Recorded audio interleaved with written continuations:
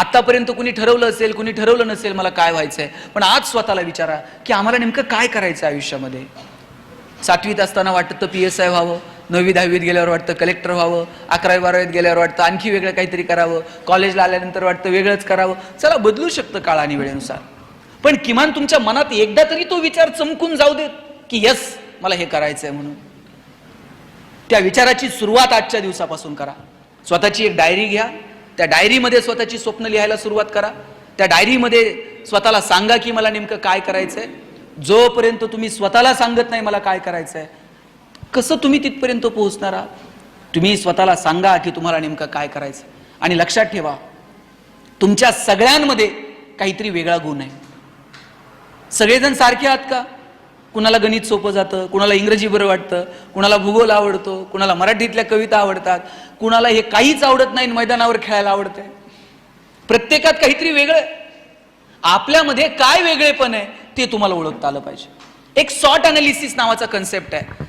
S for strength, W for weakness, O for opportunity and T for threats. तुमच्यातल्या strength, weakness तुम्हाला ओळखता आल्या पाहिजेत. मला एक सांगा, सचिन तेंडुलकर सारखा षटकार ऐश्वर्या रायला मारतील का? ऐश्वर्या राय सारखा ठुमका लता दिदींना देता आला असता का? लता दिदींसारखं गाणं अशोक सराफला म्हणता येईल का? अशोक सराफ सारखा अभिनय तुम्हाला मला करता येईल का? प्रत्येकात काहीतरी वेगळं आहे. तुम्ही जर मला म्हटले भाषण करा, मी 2 तास बोलेल. पण तुम्ही जर मला म्हटलं एवढ्या लांबून आलाय नगरवरून, जाता जाता आमच्याकडे एखादी कुस्ती करून जा, आपल्याच्यानं जमणार नाही. जगात प्रत्येकात काहीतरी वेगळं आहे. फक्त ते वेगळेपण तुम्हाला ओळखता आलं पाहिजे. ज्या दिवशी तुम्हाला तुमच्यातलं वेगळेपण ओळखता येईल त्या दिवशी जगणं सुंदर होऊन जाईल. मी कॉलेजला गेलो, मी MBA ला ऍडमिशन घेतलं DY पाटीलला. आणि माझ्या सरांनी मला विचारलं, गणेश तुला MBA कशात करायचं? मी म्हटलं मला ह्युमन रिसोर्स मॅनेजमेंटमध्ये MBA करायचं. वर्गात सगळ्यांना विचारायचे. आमच्या वर्गात एक बोबडं बोलणारं पोरगं होतं. त्याला विचारलं तुला MBA कशात करायचंय रे? तो म्हटला सर मला मार्केटिंग मध्ये MBA करायचंय. म्हटला त्याला र बोलता यायचं नाही. सर म्हटले तुला नीट र बोलता आहे ना, तू मार्केटिंग मध्ये काय MBA करणार? तुझं बॅकग्राऊंड कॉमर्स आहे, तू फायनान्स मध्ये MBA कर. पोरग वर्गात उठून उभं राहिलं, म्हणला सर कलनाल तर मार्केटिंग मध्ये MBA कलनाल नाही तर शिकणार नाही. म्हटलं सर म्हटले तुला काय करायचे ते कर, आपण परीक्षा घेऊ, कुणामध्ये मार्केटिंगचं टॅलेंट आहे ते शोधू, त्यानं मार्केटिंग मध्ये MBA करावं. म्हटलं काय परीक्षा आहे? ते म्हटले आम्हाला सगळ्यांना 100 रामायणाच्या प्रती दिल्या आणि सांगितलं या रामायणाच्या प्रती बाजारात जाऊन विकून यायच्या.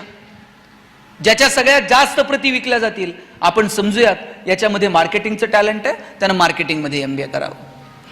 आम्हाला वाटलं आम्ही बोलणारी पोर आहोत.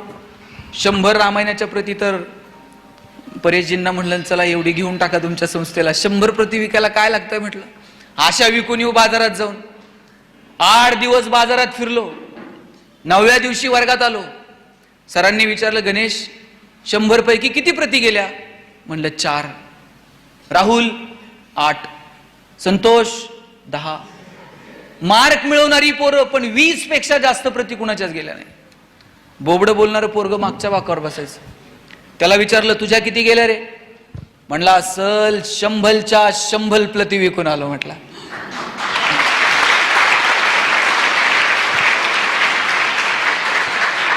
सर म्हटले कोणती स्ट्रॅटेजी, कोणतं रेफरन्स बुक, काय केलं तू? म्हणला काहीच नाही, मी लोकांच्या दालात द्यायचो, बेल दाबायचो, लोक बाहेर यायची, लोक बाहेर आली की समोर लामायण ठेवायचो आणि सांगायचं हे लामायण इकत घेता का वाचून दाखवू?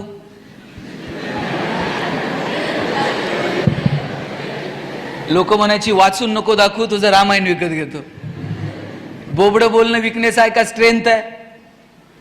दाबून ठेवला असता तर स्ट्रेंथ ठरला असता का? नाही. आमच्या प्रत्येकात काहीतरी वेगळेपण आहे, फक्त ते वेगळेपण आम्हाला ओळखता आलं पाहिजे.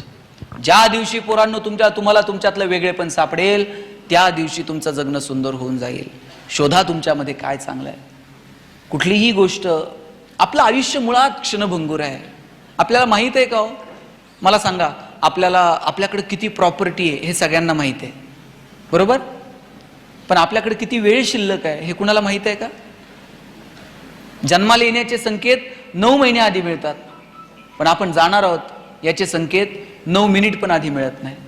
आपल्याला जर 9 महिने आधी पत्र आलं, हां तुमचं आटपलं आता हिशोब करून घ्या, काय अवस्था होईल माणसाची. पण नाही, ते संकेत मिळत नाहीत. 130-135 कोटी लोकसंख्या भारताची. हजारो लोक रोज जन्माला येतात आणि मरतात. त्यांच्या नावाची नोंद सुद्धा इतिहास ठेवत नाही. आपल्यालाही त्यांच्याचपैकी एक व्हायचंय का? आले गेले काही नाही कोणाला घेणं देणं. आपल्याला जर वाटत असेल की इतिहासानं आपल्या येण्याची आणि जाण्याची नोंद ठेवावी तर तसं कर्तृत्व आपल्याला करावं लागेल. आणि त्यासाठी फक्त स्वतःसाठी जगून चालत नाही, आपल्याला थोडंसं इतरांसाठी जगता येईल का? मी म्हणत नाही तुमचं सगळं सोडा आणि इतरांसाठीच काम करत बसा, पण तुमच्या दारात जर पोरांनो बाग फुलून आली ना, त्यातली 2 फुलं इतरांना द्या. तुमचे सूर जुळून आले, 2 गाणी इतरांसाठी गा. तुमच्या दारात आभाळ भरून आलं, उंजळभर पाणी इतरांना द्या. आणि तुमची उंची जर आभाळाला टेकली तर अशाच मानावर करून बघू नका, थोडंसं खाली झुका. आणि जी माणसं मातीत मिसळतात त्या मातीत मिसळणाऱ्या माणसांना थोडं तरी वरती उचलून घेता येईल का? मला वाटतं याच्यासाठी प्रयत्न करा. तुमचे आईवडील तुमच्यासाठी टाळ्या वाजवतील, इतके मोठे व्हा. तुम्ही म्हणाल मोठे होण्याची काय व्याख्या आहे? किती मोठं व्हायचं? किती मोठं झालं तर आमच्या पुढं कोणतर असणारच आहे. आम्ही पहिले कधी येणार आहोत? तुम्ही पहिले कधी याल माहित आहे? जगाच्या स्पर्धेत मला माहित नाही तुम्ही किती वेळ याल, पण तुमच्या आई वडिलांच्या नजरेत तुम्ही हिरो झालात ना, समजायचं आपण पहिले आलो जगात.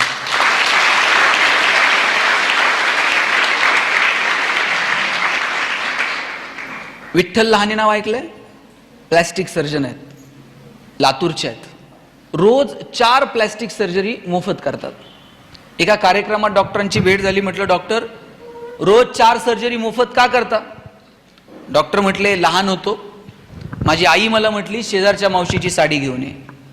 मी शेजारच्या मावशीची साडी आणली ना आईला दिली. आईला विचारलं, आई शेजारच्या मावशीची साडी का मागितली? आई म्हटली, लग्नाला घालून जावी अशी एकही साडी माझ्याकडे नव्हती म्हणून शेजारच्या मावशीची मागितली. टचकन डोळ्यात पाणी आलं की आपल्या आईकडे एक साडी नसावी की जी लग्नाला घालून जाता येईल. आणि ठरवलं इतका अभ्यास करायचा, इतकं मोठं व्हायचं ना, आईला रोज नवीन साडी देता आली पाहिजे. डॉक्टर झालो, पैसे मिळायला लागले, कितीतरी साड्या मी आईला आता देऊ शकतो इतके पैसे मिळायला लागले. एक दिवशी एक मुलगी बघितली, तिचे ओठ फाटलेले होते, तिच्यासोबत तिचे वडील भाऊ होता. तिचं लग्न जमत नव्हतं असं कळलं. त्या दिवशी तिच्या भावाला आणि वडिलांना म्हटलं, हिला उद्या हॉस्पिटलला घेऊन या, आपण हिची सर्जरी करू. वडील म्हटले, डॉक्टर साहेब ही प्लॅस्टिक सर्जरी वगैरे नटनट्यांची कामं, आमच्याकडं कुठून एवढे पैसे? त्यांना पैसे नाही लागणार, मोफत सर्जरी करूया. दुसऱ्या दिवशी भाऊ वडील मुलीला घेऊन आले, सर्जरी झाली, पोरगी गोड दिसायला लागली. 6 महिन्यांनी पोरीचं लग्न जमलं. बाप आणि भाऊ पेढे घेऊन आले. एका हातात पेढा होता आणि दुसऱ्या हातात आयुष्याची सगळी प्रॉपर्टी होती. ही सगळी प्रॉपर्टी त्या पेढ्याच्या समोर खुजी वाटायला लागली आणि ठरवलं रोज 4 तरी पेढे कमवायचे. डॉक्टर सांगत होते, माझे वडील 90-92 वर्षांचे आहेत, पण तरुण पोराला लाजवेल असं हवेत तरतर तरतर चालत असतात. एक दिवशी वडिलांना विचारलं, बाबा एवढ्या हवेत का चालता? वडील म्हटले, मी प्लॅस्टिक सर्जन विठ्ठल लहाने आणि पद्मश्री डॉक्टर तात्याराव लहानेचा बाप आहे, हवेत नाही चालणार तर काय चालणार?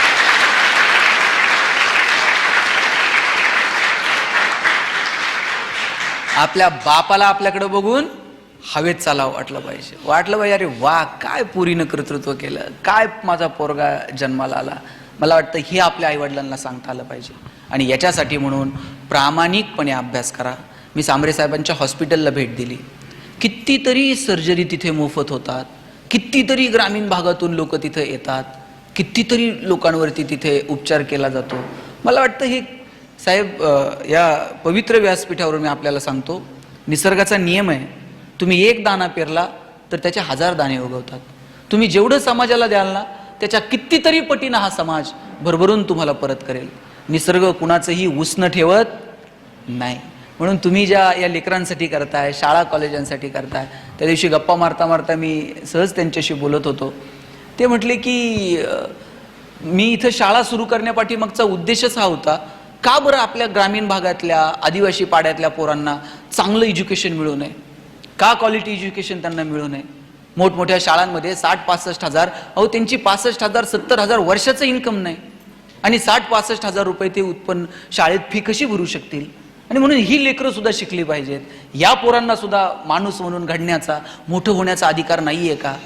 ग्रामीण भागातली पोरं, ग्रामीण भागातली माणसं फार हळवी आहेत. पोरांनो, तुम्ही लक्षात ठेवा, कितीही मोठे झालात ना, मी तुम्हाला एक किस्सा सांगून थांबतो, जास्त वेळ तुमचा घेत नाही.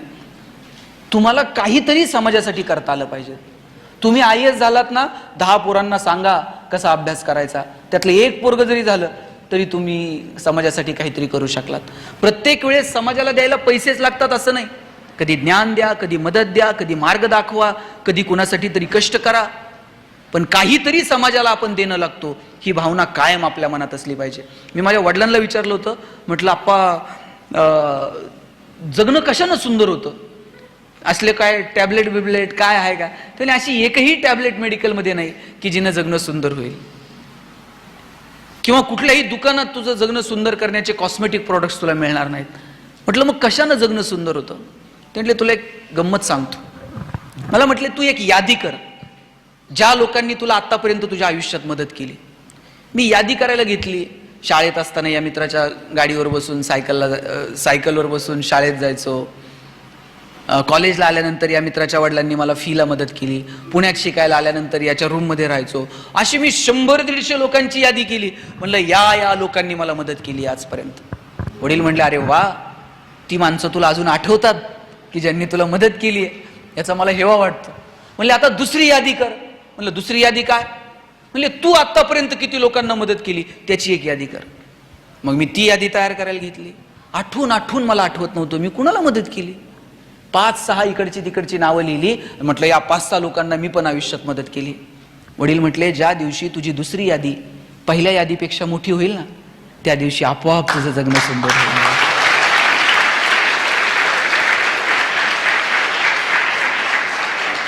आज तुम्हाला मदत करायला ही माणसं आहेत की नाही? तुम्हाला जिथं गरज लागेल तिथं तुमच्या पाठीशी ही माणसं उभी आहेत. उद्या तुमची दुसरी यादी वाढली पाहिजे तुम्ही मोठे झाल्यानंतर. याच्यासाठी मनापासून प्रयत्न करा, त्यासाठी मनापासून शिका.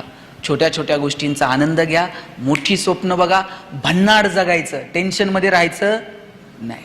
आलेला क्षण परत मिळतो का? गेलेला क्षण परत मिळणार आहे का? जे क्षण आहेत ते आनंदानं जगायचे. आणि तुम्ही तर शाळा कॉलेजातले दिवस तर याच्यासारखे दिवस परत नाही. बेंच आहेत की नाही आता शाळेत तुम्हाला? कॉलेजमध्ये किती जण बसता एका बेंचवर? 2-3. आम्ही 3-3 जण एका बेंचवर बसायचो आणि मग कर्कटकनं रेषा मारून जागा वाटून घ्यायची. तुम्ही करता की नाही? तुझा हात इकडं का आला, तुझं दप्तर तिकडं काय गेलं. शेवटच्या दिवशी मला माझ्या बाईंनी उभं केलं आणि म्हटल्या राजा बेंच इथंच राहणार आहे, तुला फक्त वर्ग सोडून जायचं. वाक्य छोटं होतं पण आयुष्यभर मनावर कोरलं गेलं.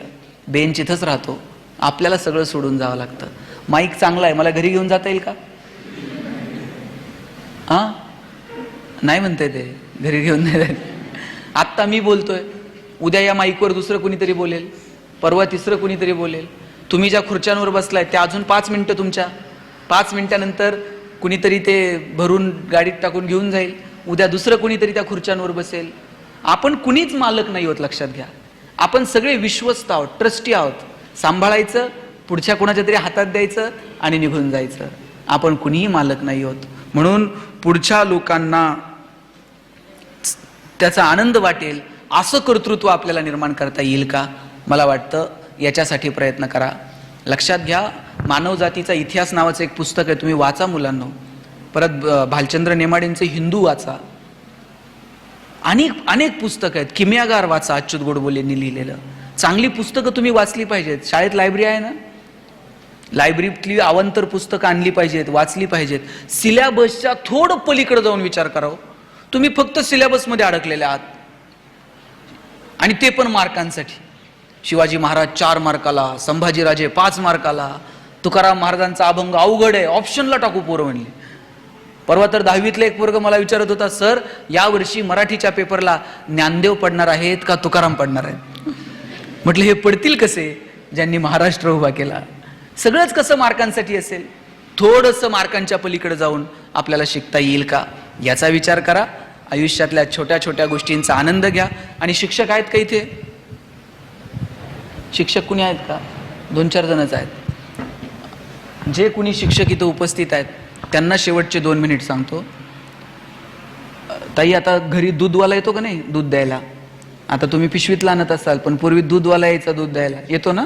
हा, मग दूधवाला ज्यावेळेस ते माप टाकतो त्यावेळेस तुमचं लक्ष कशाकडे असतंय? त्याच्या मापाकडं. त्यातलं त्यात तुमचं लक्ष पहिल्या मापाकडे नसतं, त्याच्यानंतर ते वरतून एक स्वखुशीनं एक धार होतं बघा, आपलं लक्ष त्या धारेकडे असतंय.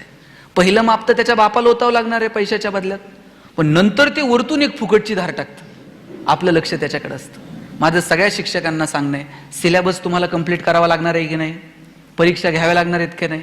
शासनाच्या संस्थेच्या परिपत्रकानुसार काम करावं लागणार आहे की नाही? करावं लागणार आहे. पण या सगळ्याच्या पलीकडे जाऊन या लेकरांसाठी काही वेगळी धार आपण ओततो का? सिलेबसच्या पलीकडे जाऊन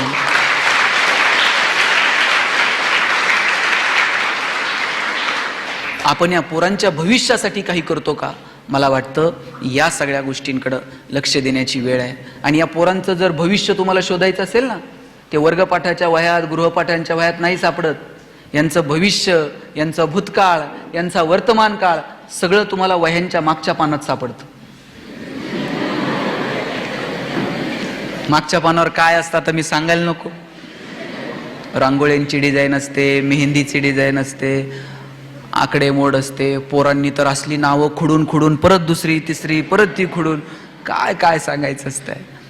पोरं खूप सात्विक आहेत, फक्त त्यांच्या भविष्याला आयाम निर्माण करून देण्याची जबाबदारी आपल्याला सगळ्यांना स्वीकारावी लागेल. त्यांचं भविष्य गोड व्हावं, समृद्ध व्हावं अशी अपेक्षा या कार्यक्रमाच्या निमित्तानं व्यक्त करतो.